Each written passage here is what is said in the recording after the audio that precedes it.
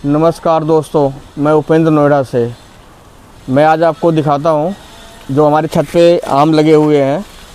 अगर आप देख पा रहे होंगे, देखिए इस साइज़ का, इस साइज़ का, ये देखिए। अगर आप इधर देखिए छुपे हुए हैं आम, ये देखिए, ये देखिए।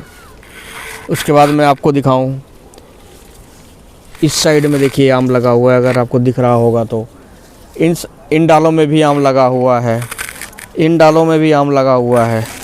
और इसकी हाइट देखिए कितनी है, 3 फीट की हाइट है। और इसमें अभी बड्स बन रहे हैं, ये देखिए।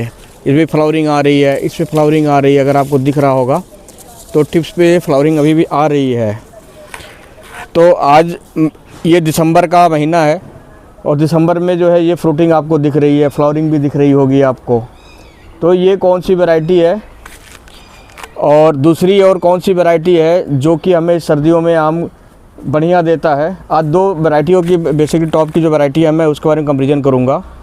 एक तो आपका TJC मैंगो जो कि श्रीलंका की वैरायटी है, वो भी ऑल टाइम वैरायटी है। और एक काटीमन मैंगो जो थाईलैंड की वैरायटी है। ये दोनों ही काफ़ी अच्छे हैं, दोनों के TSS भी अच्छे हैं।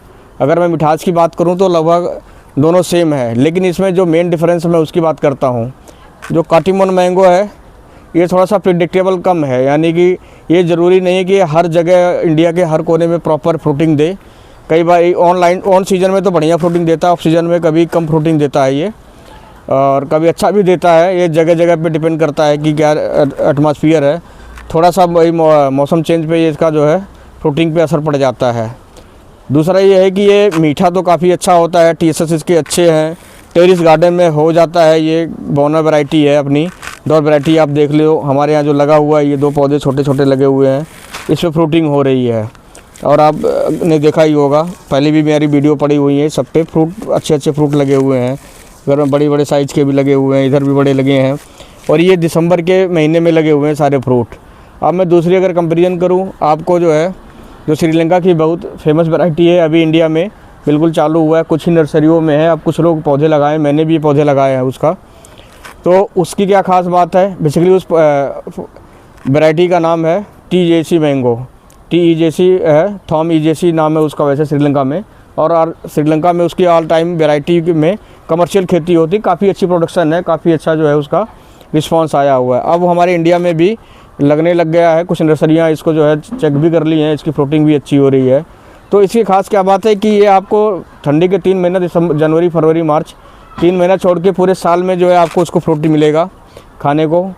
वो उसका जो है फ्रूट का साइज़ जो है काटीमन के फ्रूट के साइज़ से बड़ा होता है। काटीमन के फ्रूट का साइज़ 300 से 400 ग्राम का बीच होता है, लेकिन उसका 500-600 ग्राम, 500 ग्राम एवरेज आता है उसके। ये सबसे बड़ी ख़ास बात है। दूसरी, उसकी फ्रूटिंग जो है काटीमन से काफ़ी अच्छी है और उस पर ज़्यादा मतलब सूटेबल है किसी भी एनवायरनमेंट में, यहाँ से ज़्यादा फ्रूटिंग देता है। तीसरी इसकी बात करूँ मैं, उसकी सेल्फ़ लाइफ जो है वो काटीमन की मैंगो से ज़्यादा सेल्फ़ लाइफ उसकी है।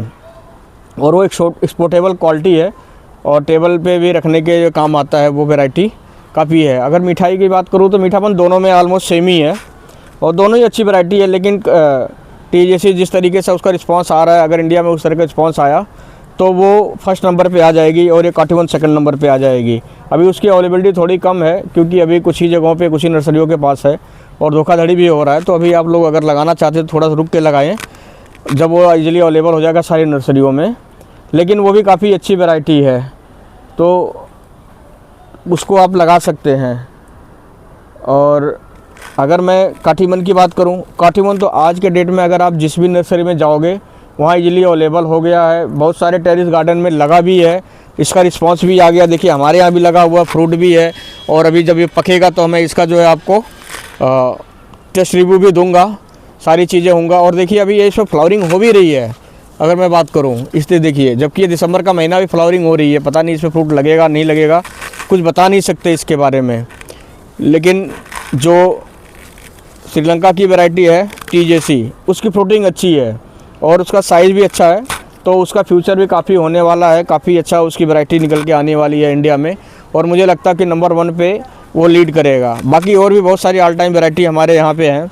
अगर मैं बात करूँ, अब इसके अलावा लगाना है तो बारी 8 है, बारी 11 है।